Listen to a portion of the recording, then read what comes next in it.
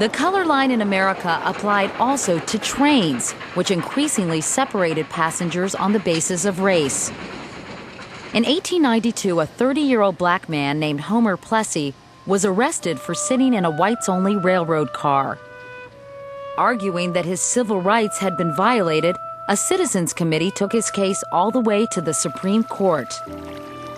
The justices listened to the arguments in the case of Plessy v. Ferguson, and in 1896, they made a ruling. Justice John Marshall Harlan wrote in favor of Homer Plessy. In view of the Constitution, in the eye of the law, there is in this country no superior dominant ruling class of citizens. There is no caste here.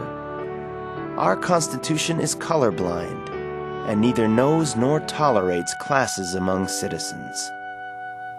But Harlan's was a lone voice on the court, and all the other justices voted against Plessy. Justice Henry Billings Brown wrote the decision that spoke for the majority. The 14th Amendment calls for the absolute equality of the two races before the law. But it could not have been intended to abolish distinctions based upon color or to enforce social equality or a commingling of the races. What this meant was that though the races were equal before the law, local laws could prevent people of different races from mingling. In other words, if public facilities were equal, they could be separate. And so the age of legalized segregation began. The Ohio legislator, Benjamin Arnett, described the effect of the court's ruling. I have traveled in this free country for 20 hours without anything to eat. Not because I had no money to pay for it, but because I was colored. Other passengers of lighter hue had breakfast, dinner, and supper.